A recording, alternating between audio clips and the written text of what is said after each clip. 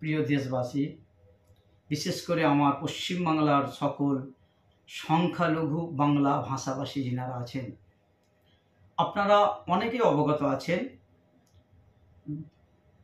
26শে April কলিকাতায় কোনো একটা সংস্থার পক্ষ থেকে ব্রিগেড সমাবেশের ডাক দিয়েছেন। সেটাকে কেন্দ্র করে অনেকে সমাবেশের পক্ষে কথা বলছেন, অনেকে সমাবেশের বিপক্ষে কথা বলছেন, অনেকে সমাবেশটাকে সাপোর্ট করছেন, অনেকে সাপোর্ট করছেন না। কিন্তু গতকাল থেকে সোশ্যাল মিডিয়ায় একটা জিনিস দেখার পর, বিশেষ করে আজ দুপুর নাগাদ একটা জিনিস আমি দেখলাম, একজনের বক্তব্য দেখলাম, বাধ্য হয়ে কয়েকটা কথা বলছি। সোশ্যাল মিডিয়ায় ইনডাইরেক্ট ডাইরেক্ট একে অপরকে কাদা ছোঁড়াছুড়ি করছে, সেটা আমার দেখার বিষয় নয়। দেখার বিষয় যেটাই দেখছিলাম, আজকে একজন বক্তা কোনো একজন ইনডাইরেক্ট অনেক কথা বলছে। একজন ডাইরেক্ট আমাদের অভিভাবক, আমার অভিভাবক পীরজাদা আব্বাস সিদ্দিকী ভাইজানের নাম ধরে তিনি বলছেন যে 26শে তারিখে ব্রিগেড সমাবেশে মানুষ যে যাবে, সেই যাওয়ার জন্য বিরোধিতা করছেন আব্বাস সিদ্দিকী। আরেকজনের নাম বলেছেন, যিনি আব্বাস সিদ্দিকী ভাইজানের নাম ধরে এই কথাটা বললেন, তিনাকে উদ্দেশ্য করে বলছি, এই মিথ্যাচার, এই নোংরা খেলাটা বন্ধ করেন। আমি প্রকাশ্যে ক্যামেরার মাধ্যমে বাংলার মানুষের কাছে জানতে চাচ্ছি, এবং যিনি আব্বাস সিদ্দিকী ভাইজানের নামে মিথ্যাচারটা করছেন তিনার থেকেও জানতে চাচ্ছি। পীরজাদা আব্বাস সিদ্দিকী ভাইজান প্রতিদিন একটা দুটো করে ধর্মীয় প্রোগ্রাম জলসা করছেন। তিনি সেই জলসা থেকে তিনার দায়িত্ব কর্তব্য মনে করে, ইমানি দায়িত্ব মনে করে, কর্তব্য মনে করে তিনি এই কেন্দ্রের জালিম সরকারের বিরুদ্ধে, এই যে কালা কানুন, সংবিধান বিরোধী আইন পাস করেছে, তার বিরুদ্ধে আমাদের বড় ভাইজান পীরজাদা আব্বাস সিদ্দিকী ভাইজান প্রতিবাদ করে যাচ্ছেন। কিন্তু আপনারা কোনো এক জায়গায় দেখাতে পারবেন একটা শব্দ যে আব্বাস সিদ্দিকী ভাইজান বলেছেন তোমরা কেউ ব্রিগেডে যাবে না? দেখাতে পারবেন যে ব্রিগেড সমাবেশে তোমরা কেউ যাবে না? গত শুক্রবার দিনকে পীরজাদা আব্বাস সিদ্দিকী ভাইজান ফুরফুরা দরবার শরীফ থেকে লাইভে এসেছিলেন।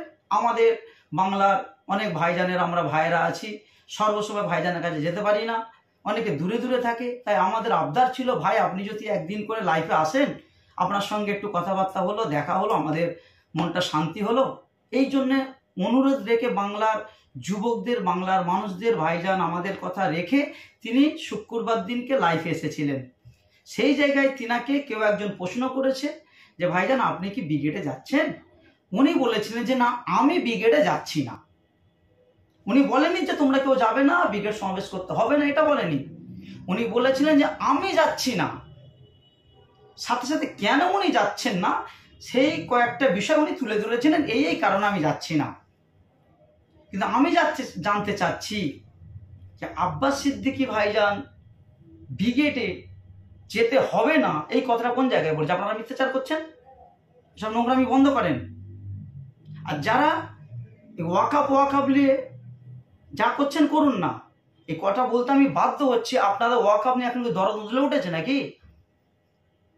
এই কথা আমি বলতাম না। আপনারা কাদা ছোঁড়াছুড়ি করছেন, করেন, যে যা করছেন করেন। যখন আমার অভিভাবক, আমার ভাইজানের নাম ধরে বলেছেন, আমি বলতে বাধ্য। এটা আজ থেকে 2019 সাল থেকে 2018 সাল থেকে আমার ভাইজান আব্বাস সিদ্দিকী ভাইজান বলে আসছিলেন যে ওয়াকাফ হাতছাড়া হয়ে যাচ্ছে, মাসজাদা দখল হয়ে যাবে, মসজিদ দখল হয়ে যাবে। তখন আপনাদের মতন কিছু মানুষ আমার ভাইজানকে দালাল বলেছিলেন, মনে পড়ে না? তখন দালাল বলেছিলেন। আর এখন আব্বাস ভাইজান আমি মিথ্যাচার করছেন। এ ধরনের নোংরামি করবেন না। ভাইজান বলেছে আমি যাচ্ছি না।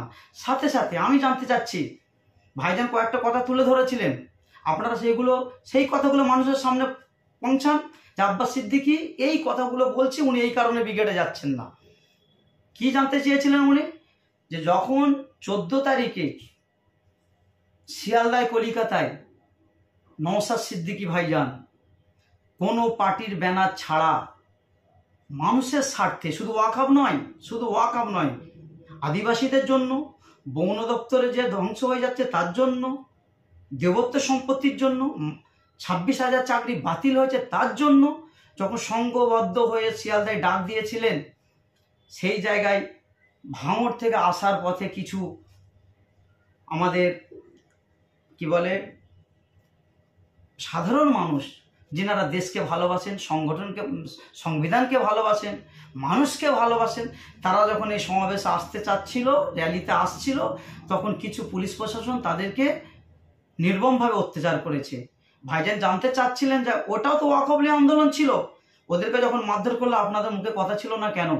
সাথে সাথে আপনার আব্বাস সিদ্দিকীর বিরুদ্ধে কথা বলছেন তো, আমার রাজ্যের মন্ত্রী সাহেব ফিরহাদ হাকিম সাহেব, যিনার ইফতার মাহফিল আপনারা যে ভালো করে বসে বসে ইফতার করেন, শওকত সাহেব, আমার রাজ্যের মাননীয় মুখ্যমন্ত্রী, তিনি যখন বলছেন আন্দোলন করতে হলে দিল্লি চলে যান, তখন তো আপনাদের মুখে কোনো কথা থাকে না যে কেন আমরা দিল্লিতে যাবো, এটা ভুল বলছেন আপনি।